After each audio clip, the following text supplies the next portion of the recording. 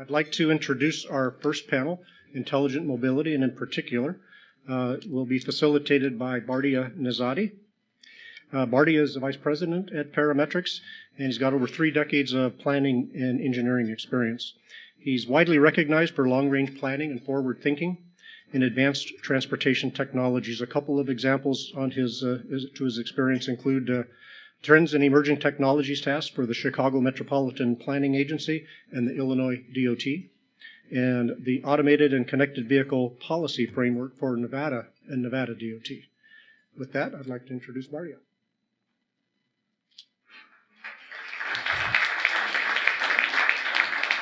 I think we can all go up there, right?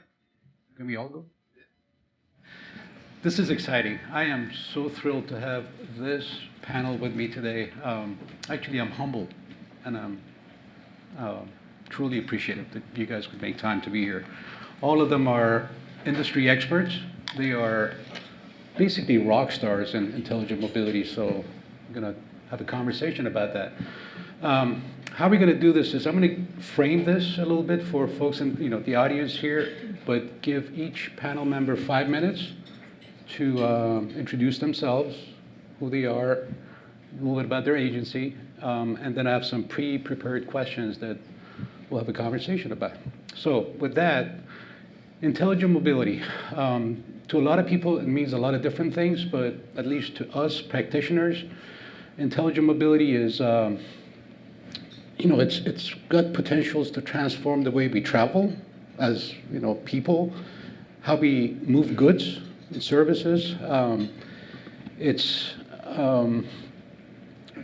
reimagining the infrastructure-heavy approaches to our transportation system, I think, by unleashing the power of data analytics, artificial intelligence. So it's all of that. And as Jeff mentioned earlier, it has a profound impact, not just our transport system, but on our professions.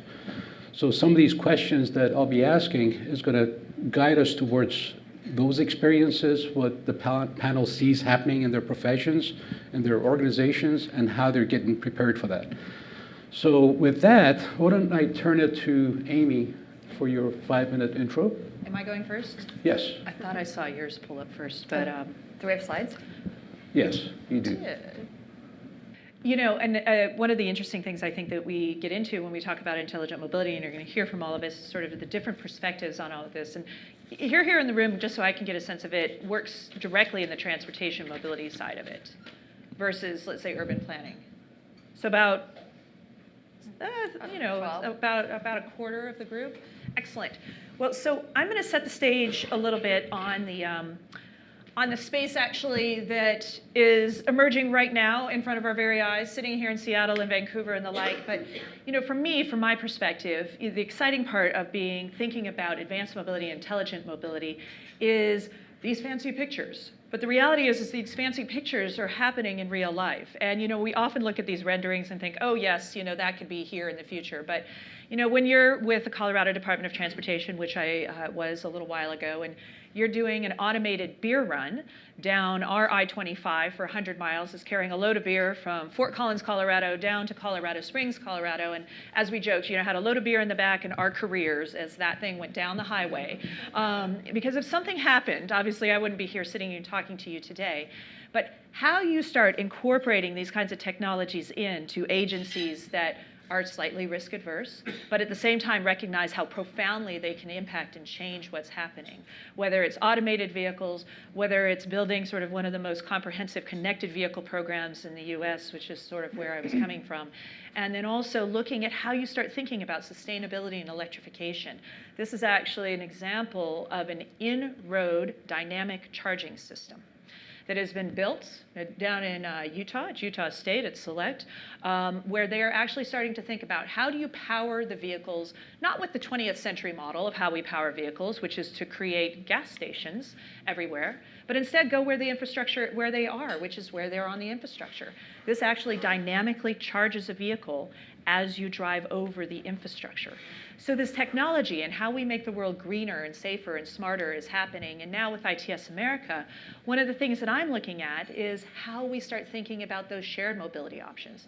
So there's the macro changes that are starting to change what's happening in advanced mobility, but the micro changes are happening too. Every single one of those dots represents what we call mobility on demand. This concept, whether it's ride shares to bike shares to scooters, that did not exist 10 years ago. And when you start thinking about the actual numbers of where this is all happening around the country, think about this number. 78 million shared rides happened last year. 40 million of those were done on scooters. And those scooters didn't exist a year and a half before that. So when you think of the radical changing ways of how we look at mobility, whether it's in the macro and the systems level, to how we think about operations, how we integrate with new tools like technology and automated connected vehicles, to how we think about the micro individual level as it relates to the customer service side, that's what we're sort of setting the stage for. So as I wrap this up, and I think the things that we want you guys to be thinking about and as we talk about is it's more than just the customer service interactions. How do I, as a customer, use my phone to be able to trip plan from point A to point B and choose the different options that I want to be able to look at and perhaps pay for those seamlessly. That's what a lot of people call things like mobility on service, as a service, or MOS. But it's also more broad than that. It's about the infrastructure services and how do we create those in an on-demand and dynamic world, such as how do we create the asset of our curbs in a way that is on demand? Do we start pricing those curbs differently? Do we start charging people for pickup drop-off? Do we start thinking about incentive programs that facilitate better infrastructure management as a whole? How do we push those pieces together and start thinking about what are the building blocks of this new construct of mobility on demand? So we're going to talk a little bit about that today. We're really looking forward to the conversation. And for those of you who raised your hand, I think the interesting part of mobility on demand is really who's doing it. When you go into a city these days and you talk with them about who's managing their scooter programs or who's thinking about their curb systems, it's not the engineers. It's the planners. It's other people within the DOT, departments and others. And so the integration now between planning and mobility and actually the hard infrastructure and the infrastructure planning and the infrastructure building are all merging into this dynamic space of on demand. And so that's going to be a fun conversation later. Thanks. Thank you, and that was Amy Ford. She's the Director of Mobility on Demand for ITS America. So I apologize for not introducing you. Oh, that's okay. I should have introduced myself. I'm Amy. Next up, Erica Miller. Now we're going to the academia side of it. So Erica is the Assistant Professor of Systems Engineering and Mechanical Engineering at Colorado State University. I guess I'll stand over here so I'm not standing in front of you. My name is Eric Miller. I'm an assistant professor at Colorado State University, mostly in the systems engineering department, but also have an appointment in mechanical engineering as well. But my background is in civil engineering, so the transportation application is what a lot of my research and teaching is in. So just a brief background to help you kind of understand what my perspective and my lens on this intelligent mobility is. So this is my second year at Colorado State University. So I've had the opportunity to work with some, local DOTs, so the state DOT and the Denver DOT and Fort Collins. And before this, I was at the University of Washington, so I've also had opportunity to solve some problems with WashDOT and SDOT. Did my undergrad at Oregon, so opportunity to work in Oregon. So really familiar with a variety of different perspectives of solving some of these problems. My research areas are in modeling human behavior, so I like to say that I'm a human factors engineer. So I'm really interested in, perspectives of people, why they use mobility the way that they do, how we can shape how they are using something with smart, intelligent engineering. I'm sure we all know that how an engineer designs something is hardly ever how a user actually interprets and uses it in the real world. Great example is Tesla, right? We all have seen YouTube videos or social media posts of Tesla drivers driving down the road asleep or doing something that they clearly shouldn't be doing. So understanding that aspect of trust and automation is what I really am focused on, understanding how do we make sure they're still engaged. Automation is there for a reason so that we can alleviate some of these human errors, but it's probably just going to introduce new errors potentially. So building the systems to account for these human factors, essentially, is what I'm really interested in. So yeah, it's building appropriate trust in systems, and then understanding how these behaviors might change over time is another really important implication to understand. And then looking at, integrating automation from kind of this macro systems level. So, it's great to have connected infrastructure and vehicles, but what happens to pedestrians and bicyclists and motorcyclists and all these other users of the transportation system that might not necessarily have automation? What about equity? We still have to make sure that, we're serving the general public, so people that don't have this technology can still implement or still use the systems. So just, this, incorporating absolutely every user of the transportation network is a really important aspect. And then some ways to do that is in-vehicle and exterior systems. So a lot of work I've done with NHTSA looking at in-vehicle displays. How do we make sure that they're not distracting to the drivers? How do we make sure the appropriate information is conveyed to them? Those sort of aspects. So a couple of current projects that I'm working on, just to kind of, show some of the things we're doing at Colorado State University right now. So on the top left one, micromobility on travel behavior and event management. We finally got scooter share in Fort Collins, and one of the stipulations is that they had to allow a researcher at the university to, get access to their data. Since I'm really the only one that does transportation at Colorado State University, I got access to this data. So understanding, it's like nepotism, I guess, in our version of that in Fort Collins. So understanding what types of trips are these replacing? Why are people, using them? Why aren't they using them? What sort of infrastructure can support these? Looking at road usage charge for incentivization electric vehicles. In Colorado, the governor said by 2040 he wants to have 100% renewable energy. So how do we get to that? We should incentivize electric vehicles, but now all of a sudden, all that revenue we were getting from the gas tax is gone. So how do we still generate some of the funding for these transportation systems? And so looking at, working with Colorado to create some sort of, revenue generation stream, be able to still incentivize EVs, and then still be able to, we're serving the general public, so why not start with the transportation network companies? So, try out some of these charging framework on them and then see how that works, and then broaden it to the general public.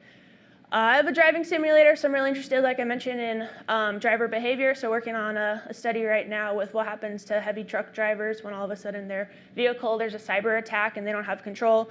What's the first thing that they notice? How do they respond? How can vehicle manufacturers account for some of these potential nefarious attacks that are likely going to happen as we have more and more technology in the vehicle?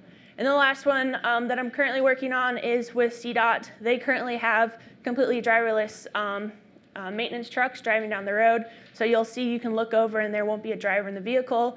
One of the main things to get around that, a lot of states, you can't have a driverless vehicle. You have to have someone in the vehicle controlling it. So they rewrote the legislation so that what is a driver? It's someone that has visual line of sight on the vehicle. So as long as someone can see the vehicle and has the ability to stop it, they consider that a driver. So that's one way to get around that. And how do we just make sure that these operators know how to use the system effectively? Because this is a lot of weight going down the road, and no one's in control of it. So understanding that interface is important.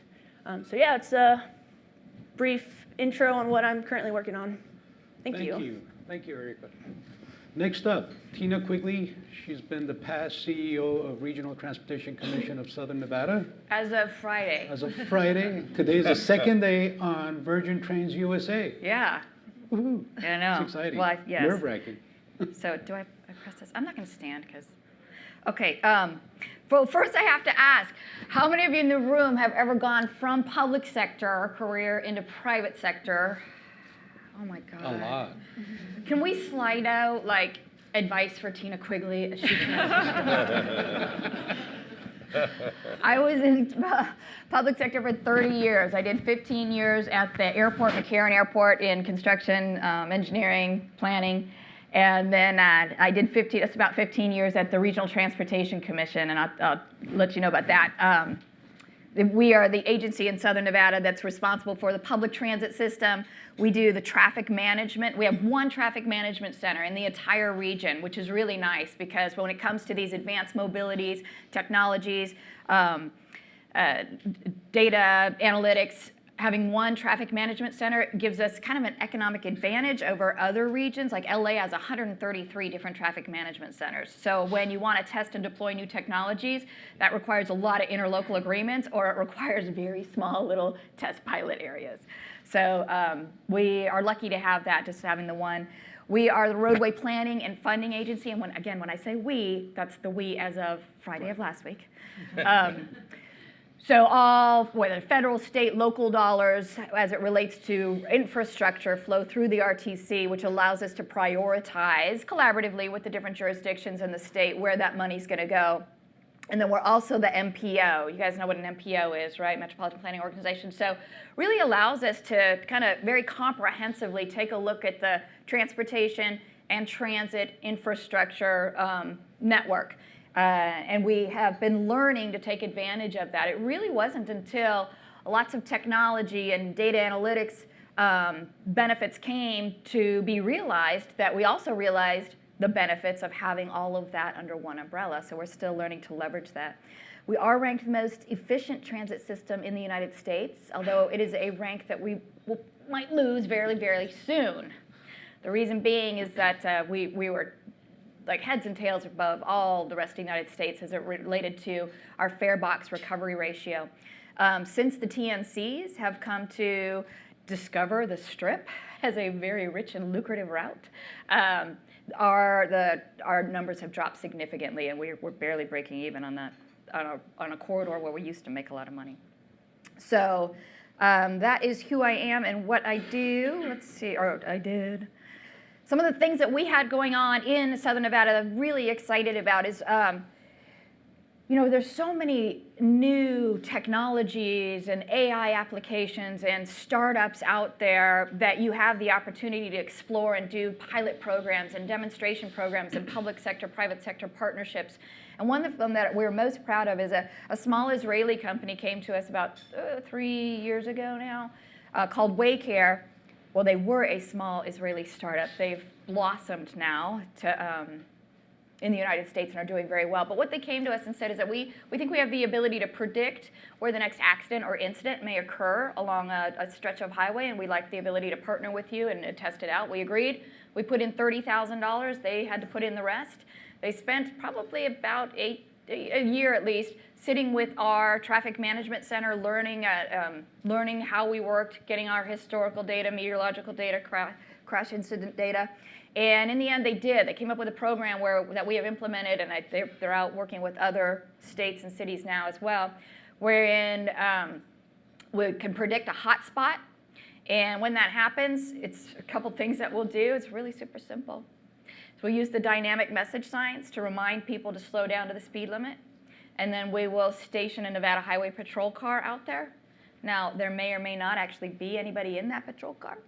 But those two things in and of themselves, 90% of all drivers will reduce their speed down to the speed limit. And we have, just in our testing period, we've seen a reduction of 17% in accidents and incidents, which means, of course, by not having those accidents and incidents, we've also gained capacity, because whenever there is an accident and you've got people out there and a lane is taken, I always say you're basically stealing from the taxpayers, right? Because that's capacity they've already paid for. The other thing that we're able to do because of this technology is we actually respond to accidents and incidents that do occur 12 minutes faster than we used to. So that, again, is capacity that we're getting back without really doing anything. No infrastructure investment, just a partnership with private sector and using data analytics. So really proud of that one. Another thing that Amy, I remember when you and I talked a while ago, and you and I were both so pissed off about orange cones and the fact that there's just I cannot believe that as a country we do not get more pissed off about the fact that sometimes orange cones are out there and there's absolutely no work going on, right? And it just sits there.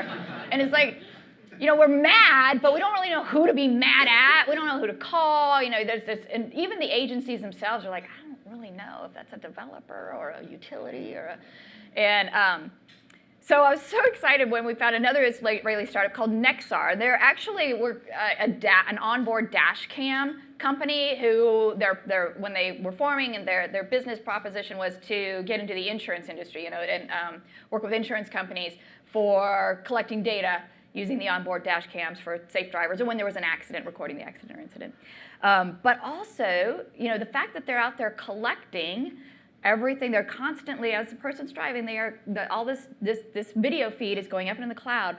We recognize that we have the ability to collect in real time where those cones are and driver behavior related to those cones. So we are able now, and we're still going through all the data analytics and figuring out, it's so much work, is actually even teaching the AI what a cone is, right? Because there's fat cones, skinny cones, orange cones, yellow cones, purple cones, bright green fuchsia cones. So teaching them what a cone is was a lot of work. But anyway, so now we're getting all this information, and we're able to then overlay cone layouts and cone tapers with crash and congestion data. So we're starting to get a real-time picture of what human behavior is as it relates to cone setups. And it sounds so simple, but that's really insightful. You're learning that there are certain tapers that are way more effective than other tapers, and you're learning where there were no tapers, and drivers are confused.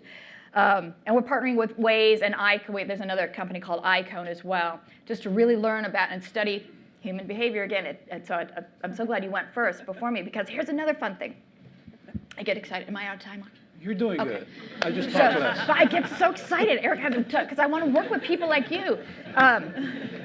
So with Waycare, the one that You're not going to have any time. can predict where the next accident or I'm with incident her. can be. So here's one of the things that we did is we decided that we would create on the highway in the highway medians in certain areas that we created like these elevated platforms for that Nevada Highway Patrol car to be up on top of, so they can see in both directions kind of and there really is somebody in this car now, and they can see in both directions what's going on. And we did this huge media push to let everybody know that that we were using data analytics for this, and that this car is out there. This is so crazy. So we were trying to fix certain congestion and accident areas, like 2 miles down the road. But now what's happened is people are slowing down so much right where those patrol cars are that it's causing congestion. Well, we've gotten rid of the accident and incidents 2 miles down, but we've created this congestion area right in front of the car. And that, never would have thought of that, right? But so we're going to have to play with this a little bit as we figure out where exactly these need to be stationed and what driver behavior is as it relates to being forewarned about NHP. Because it turns out humans are entirely unpredictable when it Imagine They're that. predictable. You can Yeah. build models. Okay. So I was actually thinking, how fun would it be to find a research institute that wanted to really study some of the things that we're doing as it relates to preventing these accidents and incidents and creating heightened driver awareness, and then having real-time data that we can study. So I think I'm done. No, now you're going to talk about your next venture Oh, yeah. in your career. Yeah, right. So this is Tina as of There you go. yesterday. So yeah, I retired after 30 years. I loved public sector so much. Okay, so raise your hand if you're in public sector. Don't you love it? Or did you love it? There's Right? no hands up. Yes, Oh, there a few. is. Yes, there is. It's so hard to leave because even though you're working for a paycheck, you also you're not entirely profit. You have to be responsible, but you're working for the community. It's very hard to transition to. So I felt like when this train project came and asked if I joined them, I felt like that's the most public sector, private sector project that you could ever get involved with. So there is a high-speed rail, the nation's really, truly very first high-speed rail project that will be under construction next year that will connect Las Vegas with Southern California. Now, not LA, not all the way into LA. That's gonna take a bit of time, but to the high desert. And I think I have a starting next year. So first leg goes Las Vegas to a high desert area called Victorville. Reason for that is that because it could be done. All the right-of-way, all the environmental work, they were able to buy a lot of land in the area very, very easily. So, and what I like about this company, it's actually, has anybody heard of Brightline in Florida? It's a same owners. It's rebranded to Virgin. So it's actually the Brightline company or the Fortress Investment Group that owns it, and they rebranded as Virgin. They partnered with Sir Richard Branson. But they get the fact that it's not, you don't make your money in transit. I hate to burst anybody's bubble, but you don't make money in ticket sales. You might break even, hopefully. But where you make your money is in the transportation-oriented development, right? So if you own all the real estate at those stations and you're controlling the development around there, that's where you get your ROI. And this company gets it. So they've bought a lot of land in Las Vegas and in Victorville right now, where they will be creating a true destination, a place where people will want to go. It'll be very easy for them to get out of the LA basin into the high desert and then want to get into this high-speed rail train. So excited about that. And eventually the second leg will be into Palmdale. That, again, is a second phase. It's not even in design right now. And then ultimately trying to get into LA, but that is much tougher. We'll probably partner with LA Metro in doing some interlining type services and getting there. So project breaks ground late next year, and ideally it is operational in the year 2023. So in a perfect world, guys, the U.S. has its very first high-speed rail train by late 2023. Yay, we're going to finally catch up to Europe. Not really, but yeah. I think that's me. I'm done. So, oh, go ahead. thank you, Tina. Yes, thank you. Doug, do you remember when we talked? I said, where would you like to go? First, middle, last? You said, I want to go last. You want to change that now? No, Just kidding. Doug is a kick-ass speaker, and he has an amazing resume. So. Well, I'm out of time, so I thank can't you wait. for coming. It's great, it's a privilege to be here. Sorry. No. Doug Well, Kelsey is the GM for TriMet, so excited to hear Doug's background. Yeah, well, good morning, everybody. TriMet, by the way, is in Portland, Oregon, for those of you who don't know. Never heard of it. Never heard of it? It's an amazing place. So I'm going to do two parts here. Because I think the power is going to really be in the questions that are going to come up here shortly. So I'm going to try and keep my points brief. Are you saying I wasn't? No, I'm just saying what's going to come is really exciting. My background is I'm actually where Tina talked about and asked for a show of hands who was in the public sector and went to the private sector. I'm an enigma in many ways, but as I spent a lot of my career in the private sector and then came into the public sector for the last 20 years, so I've inverted it. But the background for me was I was head of national strategy and planning for Shell Oil in Canada. I ran Starbucks Coffee for Western Canada. I was involved in 6 Olympic Games. So I was in London, Beijing, Moscow. I wrote the transportation plan for Vancouver's 2010 Olympics and ran the transportation there. I'm currently on the board of directors for the first ever in the United States World Track and Field Championships. So the common element, though, being in public transportation is, to me, it's the mecca of the chance to solve the customer experience once and for all. The culture in public transportation is such an ops culture. It's voracious on its capital that it needs to move great amounts of people. That's a blessing, but it's also a curse. Because it's huge responsibility, and we've always assumed, where are you going to get all this capital? The only transit agency in the world to make money is actually Hong Kong. And to Tina's earlier point, it's because of real estate. It's not because of running trains and buses and all that kind of stuff. So part of it, the nexus for me is really around how do we simplify the relationship with our customers? How do it intersects with public policy as well. And how do you change to buy a bus and have it sit next to a car in traffic is a loser. So I've told the people I work with in Portland said, I don't want a bus that's going to sit next. We've got to socially re-engineer the policy part of our discussion, yes, to catch up to Asia and to Europe and others. North America, Canada, I'm from Canada, is not very good, frankly, at tilting the policy playing field. I was just with the governor of Oregon. just a few weeks ago over in Stockholm and been to Copenhagen and Singapore and other. They absolutely alter the policy, absolutely in favor, and they put everybody else on a road diet. And they say, if you really want to go through this, so there's a cultural piece to getting to mobility. That's on the ground side. Now, how do you overlay the exciting topic we're at today? How do you enhance using technology and data management to make the customer relationship more seamless, where people actually want to get out of their car and prepare to take other forms of really healthy ways to mobility? E-scooters, yes, a train, yes, a bike, yes, walking, transit, all those alternatives, and some we probably don't even know today that will be evolving our way. We must reduce the frictions to taking the products we put on the table for transit. It's too complex. We've left too much angst in behalf of the customer.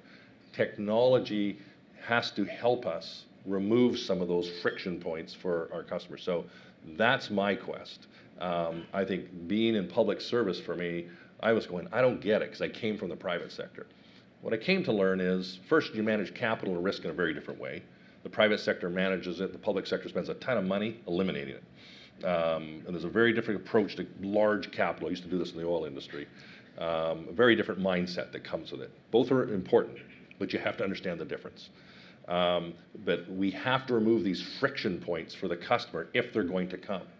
We've already got those on public transit for social reasons, for other reasons, very important. But we haven't captured in this country and in this continent and beyond those who have the choice beyond cause or economic means. We've got to put a better show on creating access, yes, transit-oriented development. We've got to, not only is technology converging, we need to converge using technology and the way we create mobility options, that you come down off an elevator, onto a train platform, you go right to work, it fits with your lifestyle. So we've got to make a new value proposition, in my humble opinion, and give other delighters that fit into each of your and my lifestyle, on my terms, not your terms. 1 hour bus service ain't a winner, folks. And we've got to get real about frequency, reliability, safety, having knowledge and letting the technology do the sweating on our behalf, rather than right now, we leave it to the customer, you got to figure it out. So I'm excited about this new transformative piece, and we have to get past the mindset as an industry that only we can provide the service. There's a psyche that only a bus or a train can solve it. I don't believe that at all. In fact, I've changed with our board of directors' help, I've changed our vision. We are no longer a transit authority. We are now an integrated mobility agency. I think we're the first in North America to actually do this. And so we've got to get to this new mindset. We don't have all the answers. Practically, there's more we don't have than we do. But we've got to have the customer at the end and work our way back to solving their problems first, and enable that through policy and other elements. It's an exciting time. Part of my background, by the way, I will comment, is that may be relevant here, is when I worked for Shell, I actually was involved with a very small group. We actually wrote an expert system, an AI system, back in 1993. Oh, wow. So actually, we used to do all the network planning for all the service stations in Seattle and Portland and all the crop, and we do all the network planning. So I was trained as a knowledge engineer. How do you interview people and transfer their knowledge and all that unique experience into decision rules, and forward chaining, backward chaining for all those live in that fun little world. And so it was immensely helpful, instructive for me. It is so exciting to see AI now, not in some freaky lab, but actually as a mainstream product that's going to benefit all of us. Most of it, all of it's for good. If we don't, there'll be a danger piece as well, but that's for another day. I was also involved in running the largest driverless train system in the world. No drivers on the trains. It's in Vancouver, BC, just to the north here by about 3 hours. The only thing left, folks, is mixed traffic. That's the only thing left. So I'm interacting with Freightliner and others around driverless trucks. So driverless trains are not new. It's just the mixed traffic piece. So we will draft, I believe, as an industry behind the automotive industry, because our industry doesn't sell enough units to justify the R&D to fully get there in the speed we need to. So immense time for AI, intermobility. There is a convergence of amazing opportunity that's unfolding right in front of us. So, and it does not always have to take on capital, which governments are used to spending for racist capital. So it's how do you leverage that for a lot cheaper dollars? Back to you. Thank you, Doug. I don't need that, but I'll take it. So the next 30 minutes-ish, we have about a handful of questions. Any one of you can answer all the questions. but just to be fair, because you all have different backgrounds and you see it from a different lens, I decided who's going to answer who or what question. So hopefully I'm good. The first question is for Amy, and anybody can chime in after Amy addresses it. What are some of the emerging intelligent mobility initiatives you're currently considering, testing, or researching within your organization? Well, so ITS America, as you guys know, is a nonprofit association that's membership-based. We have public members and we have private members. So public members like state DOTs, transit agencies, like in Columbus, for instance, they too are looking at integrated mobility facilities and how they think about that in that way. To cities and others, as well as private sector partners, Lyft, Uber, all of the auto manufacturers and others. And we really are still tracking on what is today's technology of connected and automated vehicles and sort of how, though, we create it as not emerging, but as today. And so how do you start looking at the reauthorization bill, for instance, and start encouraging the fact that dollars can be spent in these modes? And how do you start thinking about the infrastructure investments that are hardware as well as the software side that facilitate that for public agencies and others?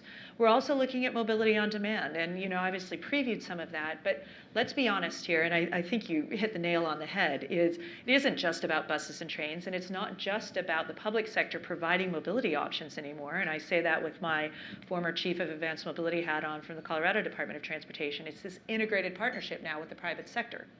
What does that look like? How do you do that? How do you use federal dollars to facilitate, and Tina can talk about some experiences, where you can partner with Lyft to help you do paratransit services, and in doing so, cut your costs by 50% and up the customer satisfaction of those services. But there are federal rules and restrictions that you can run afoul of in providing those services. Yeah. So how do you integrate those kinds of programs that we see are coming, that we see are emerging, but actually make them part of today's thinking? So that's the interesting part. How do you get it out of the pilot into today? So connected automated vehicles, mobility on demand, and then let's talk about electrification and sustainability. I think we all recognize that the world is moving rapidly in that direction, but there are some significant issues and concerns that we have attached to that. For instance, that item that I showed you there, where you have in-road dynamic charging. It's there designed to help with large vehicles, the heavy-duty vehicles, buses, trucks. Why? Because we know the cost of batteries are so exorbitant that it makes it very difficult to actually think about how you do long-haul trucking, for instance, on electrification. So in fact, in Oregon, there's some demonstrations, and there's a company who shall remain nameless. What they're contemplating for long-haul trucking across the country is a Pony Express service, where you pull up, you swap out the battery, and you pull on, and you keep going. That's effectively what they're thinking about. But as you get into a system like this, and let's say you're charging from the road itself, well, DOT can't charge for that energy, that electricity that's been passed through to the vehicle. Why? You can't monetize the right-of-way. It's illegal federally. So I'm talking a lot about policy, but so not only do we work on the technology side, but we're also looking at the policy sides that start supporting that from a change perspective. From dollars, from flexibility in dollars to be able to spend to allow for partnerships, and also flexibility for DOTs and transit agencies and others to continue to emerge and invent as they are going along to keep up with the private sector partners. So that's some of where we're looking right now, and I know that you guys probably have some examples. I mean, TriMet is always on the cutting edge of some of how this works. Obviously, you experienced some of that, Tina. In fact, I use your Lyft example all the time when we go to the Hill, because it's a perfect example of a way that you could do better, but we've got some real challenges and restrictions on how we actually implement some of these things. Yeah, I'll talk specifically about our partnership with Lyft. So paratransit is a very expensive service to operate. Just to put it into perspective, on average, it costs in Las Vegas, costs us about $2.18 per passenger on fixed route. That's just simple math, passengers, routes, et cetera. It costs us almost $40 per passenger on paratransit. So, and we do door to door, and that's each trip. So, and that base is continuing to grow. In fact, it costs us, we move about 60 million people per year on fixed route transit, and we only move a few 100,000 on paratransit, but paratransit is 1/3 of our budget, so absolutely huge. So our partnership with Lyft was to create an on-demand, and it's a totally Byzantine, arduous process to schedule a ride. If your parents call into a call center and we're like, you got to call in 3 days in advance, and we're like, well, maybe, we'll get you within 1 hour of your requested time. With Lyft, just like regular old Lyft, we partnered with them and created a service where our paratransit customers could just use Lyft, right? And it cut our costs in half. They were able to do that for 50%, actually 52% less than regular trip cost us. But the Fed's rules is if you can't make it available for everyone, you can't make it available to anyone. So they allowed us this pilot program, but if we wanted to continue to do it for those that weren't wheelchair accessible, and we were only able to do that for people who didn't rely on mobility devices, you had to create another system. You had to create something that was equal to that Lyft system. So we partnered with a new company called Tango, and it is a very expensive service to operate.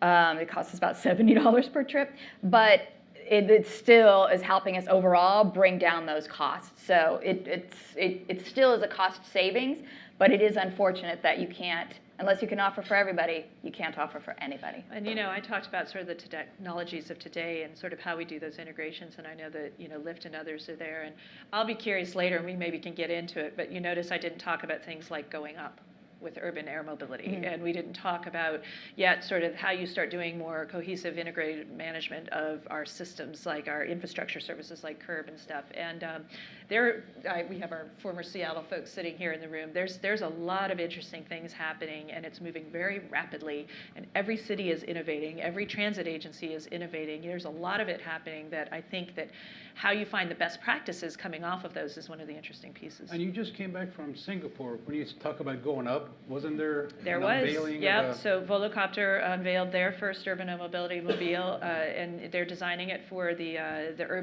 Uber Elevate program, which is designed obviously to do passenger taxi service, if you will, as you go up. And so, I think the interesting parts to you start thinking about that is it's mobility on demand. There's just a number of ways you can get it. You can get it on the ground with a scooter or a bike.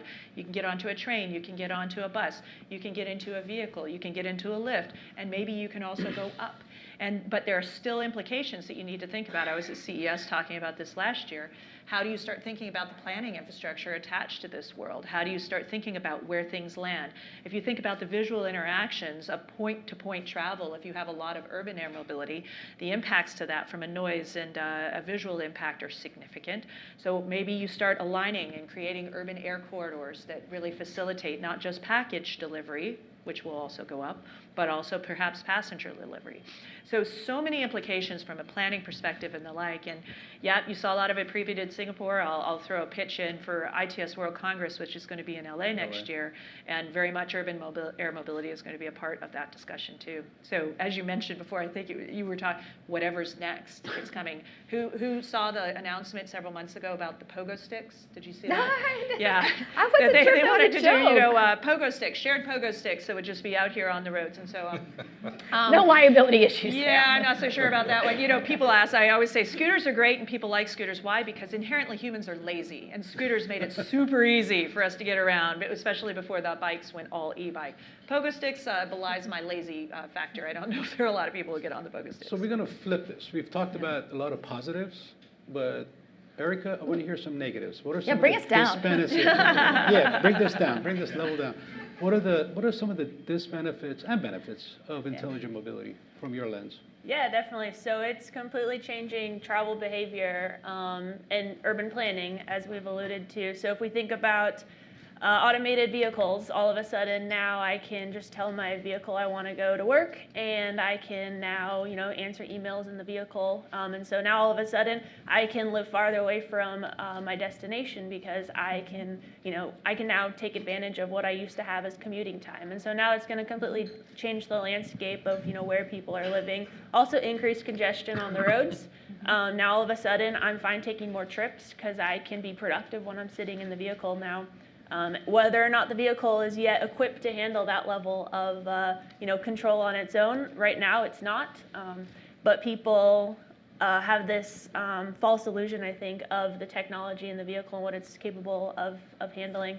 A lot of vehicle manufacturers are trying to skip over this like semi-autonomous level. So the SAE levels of like Tesla's level 2 right now, right? It has the ability to monitor the driving situation and control, but you really need to have the human driver. The next level is a human driver not necessarily required, and then that level 4 or 5 is closer to, it's legal in the United States not to have a steering wheel in a vehicle. So vehicle manufacturers are trying to get to that point because there's a lot of liability issues, what happens when someone crashes, et cetera. So trying to skip over that semi-autonomous stage is pretty popular right now. Did you say it's legal to It not is. have I didn't So know for a that. year now, it's been legal. I actually didn't know that. Yeah, the federal level to not have a steering wheel in the vehicle. And that kind of goes with passenger drone delivery too. So I have a graduate student that's working on the in-vehicle interface aspect of that. It's one thing to get into a driverless taxi because I know how to drive a vehicle, right? I kind of have this sense of control. But if I'm in a drone, I have no idea how to fly a drone. And so there's not going to be a safety driver there. So am I as willing to get into a passenger drone as I am willing to get into a driverless taxi? Probably not. And so we're looking into that question and trying to get onto that. And then I guess to the increased congestion aspect as well, now all of a sudden, people that are older that might have, gotten rid of their driver's license, now all of a sudden their vehicle can drive for them. You can send your kids to soccer because the vehicle can drive for them. So now we have this increased age span of people on the road, so potential empty trips. So one of the ways Colorado, in fact, they're really forward thinking on understanding what is emerging technology. And so they're trying to implement a fee structure for, right now, those transportation network companies having dead time driving around without anyone. So charge them a higher per cent or per mile fee when they don't have anyone in the vehicle. Charge a little bit less, but still charge something when they're driving around, so they're adding congestion to the road. And then what about when we have driverless vehicles, and they're driving around and they don't have anyone in them? Increase, how much is being charged for those vehicles on the road that aren't necessarily transporting anyone. So there's some hope in that context. So I'm going to tweak something. Go ahead, Doug. I'm sorry. The only thing I was just going to add to this is, I think one of the things that, as we're in this period of transition, a bit of chaos, where policy and regulations don't match with what's actually going on at ground zero with the wonderful innovations that are percolating along nicely. The one thing I think we have to be careful and balanced of is we don't leave society behind in this. There's an equity piece to applying technology. I think we all have to be sensitive and cognizant of. There are many people who have privilege. There are many people who have none. And we have to be cognizant that when you look at private sector models, having spent many years in it, the private sector is going to go where it can bring value or have future value, either chasing market share or chasing profits and any combination thereof. And so where we have to be careful in some of these other markets where, as in the public agency side, we represent those balances of we call it Title VI responsibilities legally, that we have to help others be successful. Otherwise, they might even have access to these privileged services. So I think, and particularly in the urban landscape, the metropolitan urban landscape, it's another factor I think we should make sure we're factoring into the advancement of technology and the great services that it's actually going to ultimately bring to all of us. Well, and TriMet's doing some of that. I know Seattle has worked in that space, and others, where you bake in equity and accessibility as values into some of how you're integrating on these partnerships. And it's a complicated structure in how you put those things together and what that balance is. And it is really hard. I was going to ask, can you give us some specific examples, Doug, of where you're seeing that? Because right now those are platitudes, and I hear a lot about it, but So I don't know about tangible. Well, let's give an example, e-scooters. So e-scooters, they're usually in the downtown centers, right? But they're rarely, how far out are you actually going to have densification of e-scooter availability for from maybe some other markets where vandalism is high, crime is high, et cetera, where in fact there's more in the river than they are actually using the e-scooters. They're going to form a little bridge if they get so many in there, I guess. But particularly, so these other markets of suburban areas, areas that have more crime and danger and things of that nature that we can go down, how do you manage that?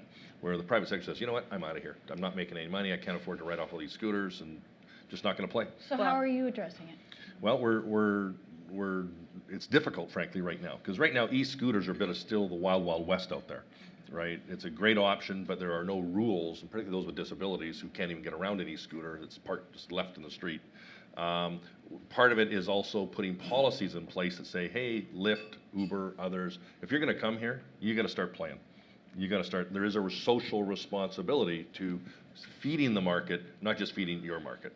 Well, and you're So- starting to see that with some of those partnerships, and at the same time, you see them pulling out of cities. So Lyft just Correct. announced it pulled out of about 8 cities Correct. just this week. And they're only going to focus on cities that Who have did? the market. Lyft did. That Lyft So did? they built their scooters out of 8 sort of mid-sized cities. And the trick, I think, with all of that when you get into this is also the customer expectation. bet. We've created customer behavior expectations now about services that might exist. And because there's a profit line attached to the private sector partners, the question is what happens when it goes away? And do we just simply let it go away, or is the customer expectation become so high now that we need to think about it? I often make a comment, and it's probably true, all transportation is subsidized, all of it.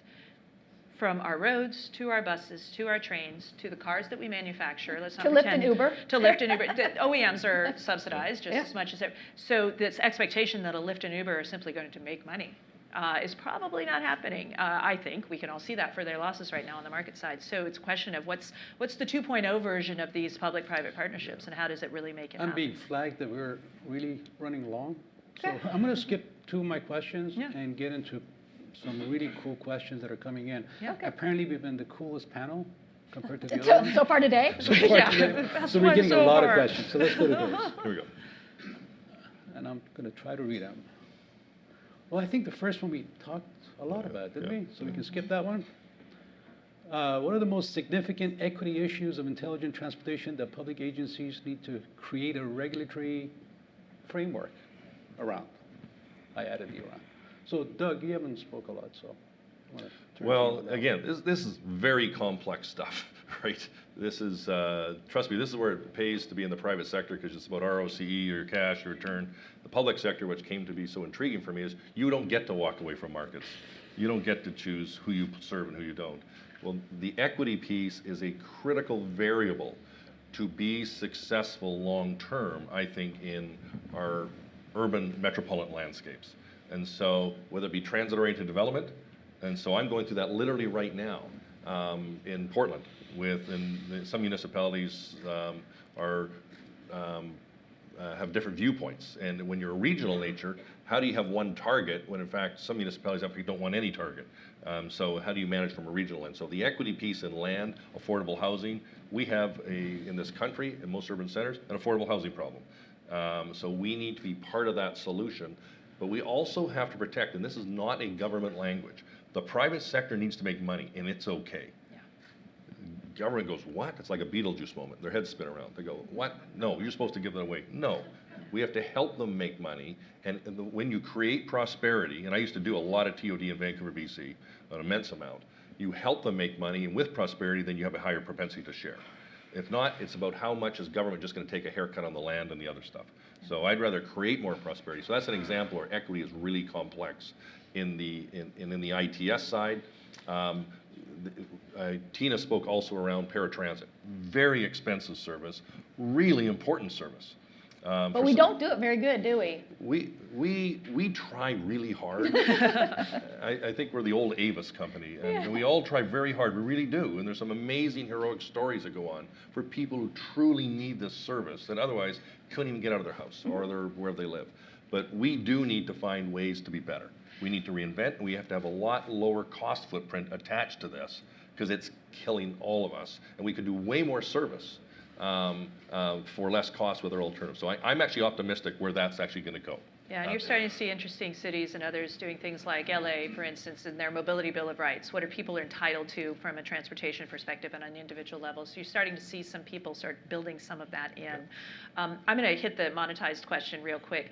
So, so federally, obviously, you're permitted to do express lanes, allowed to use federal dollars to charge for the usage of that lane. Toll roads, of course, if there are no federal dollars in it, can do what they want with that. But there is a federal law on the books that prohibits providing services on assets that have been paid for with federal dollars. So for instance, in your rest areas, you notice that there are not gas stations there, there are not other services. In fact, there is one thing that you can do.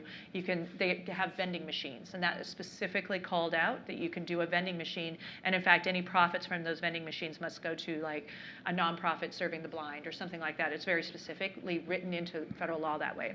That is why you see no electric charging stations at rest areas. If they are, they give away the electricity for free. So that's one of the challenges that you have right now. And that was written way back in the day for people who wanted to protect gas stations, from competition from publicly funded assets and infrastructure assets. So toll roads, obviously, and toll lanes have a separate allowance, if you will, to be able to charge for the usage of an asset, to manage the asset itself, to manage the effectiveness of how you work on the, how you drive on the road, et cetera. Whereas providing services, you cannot provide services where you charge for them on a federal. And if I understand it correctly, Amy, it's only been recently that you've been able to toll an existing. Correct. But yeah, in the past it was you couldn't toll existing, you could build new. But it had to be new and it couldn't have the federal dollars in it. Yeah. Exactly. So I'm looking at a different model right now inside the urban center. So in Portland we have, it's called a bus mall, one direction each way, right? And so looking at a model right now where it says, what happens if we book, moving back to this integrated mobility mindset, if we TriMet book the trip for you, Mrs. or Mr. Customer, then you may be able to use our bus mall and get ahead of all the traffic. And so, but by the way, how much are you going to pay us? So I'm looking at ways to use our infrastructure. And by the way, if we book the trip for you, Uber, Lyft, you get to drop off at the VIP area for our bus transit centers. If it's the other group who didn't win the tender, you're at the back of the lot. So I'm looking to leverage real estate for where we control the intermobility relationship. Did you use federal dollars for those busways? I'm not worried about that. Okay. I can't wait to hear how this goes. Yeah, me too. This leads to a broader relationship. I'm taking down notes as we speak because I'm incredibly curious about that. And so we're looking at a whole, I'm going to call it CRM, customer relationship management, in a different way than sometimes CRM, people think of a computer phone system and such like that. It's way different. So looking at a combination of, I think the industry has not done a very good job of called TDM, Transportation Demand Management. We talk about it, unless we put a barrier up, we don't really do it. Also customer recovery. We don't even know who our customers are, folks. It's the least sophisticated industry I've ever worked in. I used to use the psychographics and all kinds of stuff. I understand that segment. We carry giant pipelines of people, right? In our system, we got about 300,000 boardings a day. I don't know who they are, unless they happen to call in by exception. So with smart cards and such like that, we're on our way.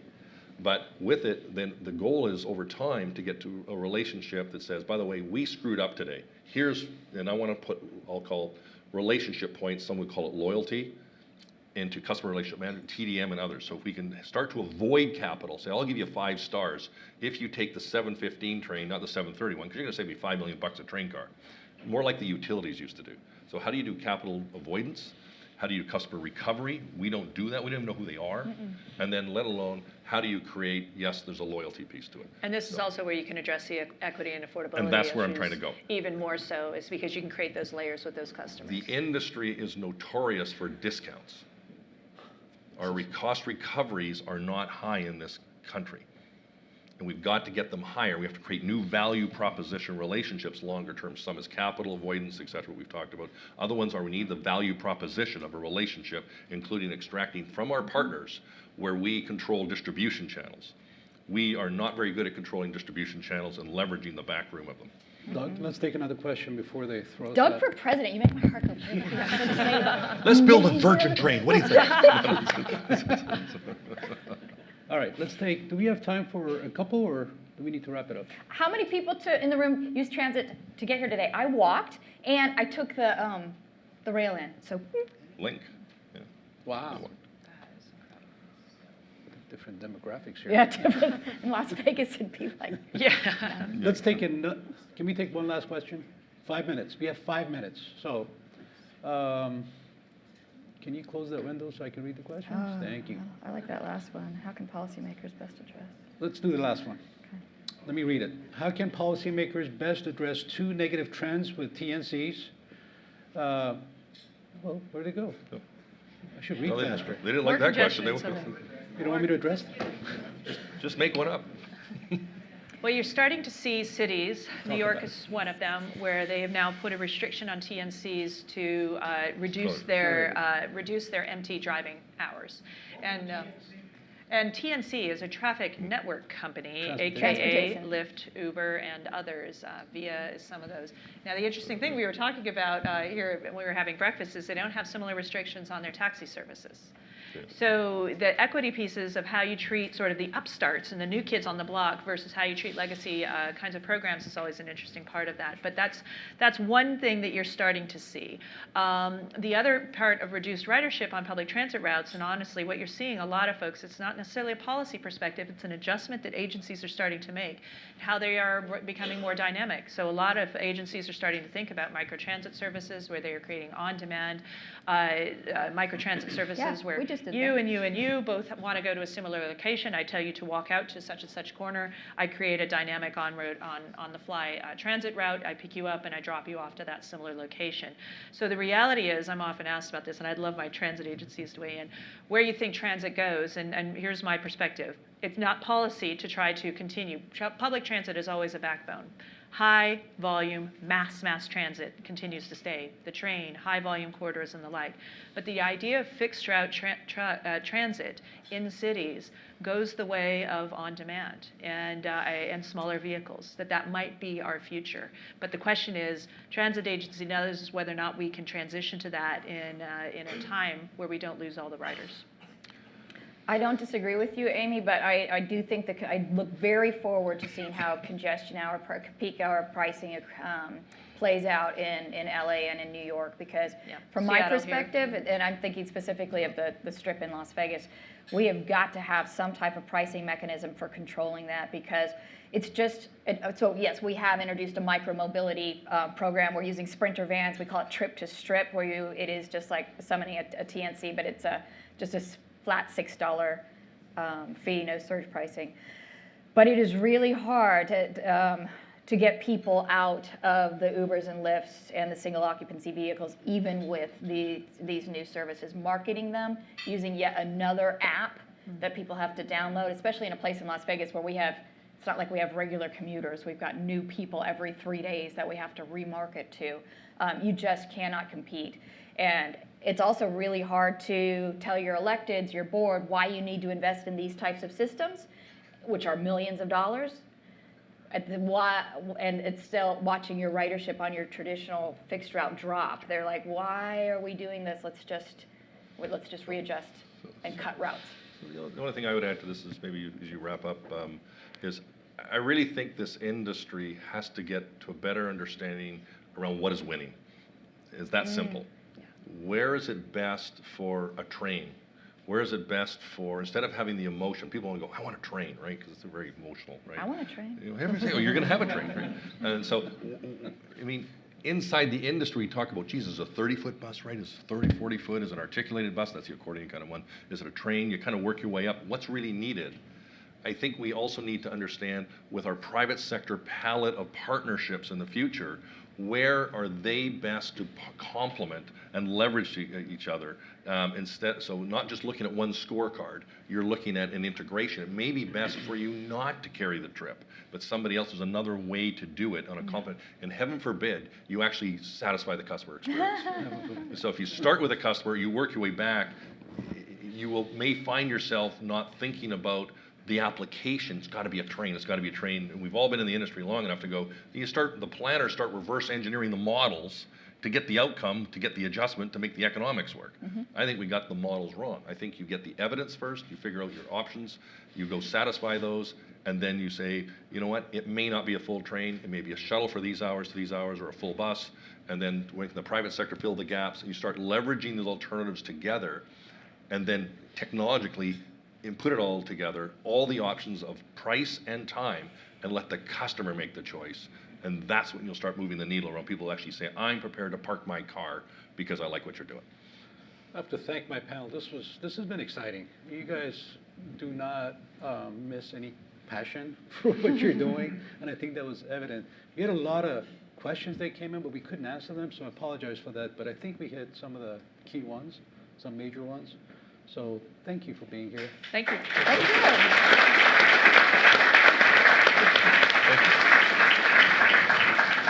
Thank you for inviting us, Bardia. Thank you very And much. absolute goodie bags for you, by the That way. was awesome.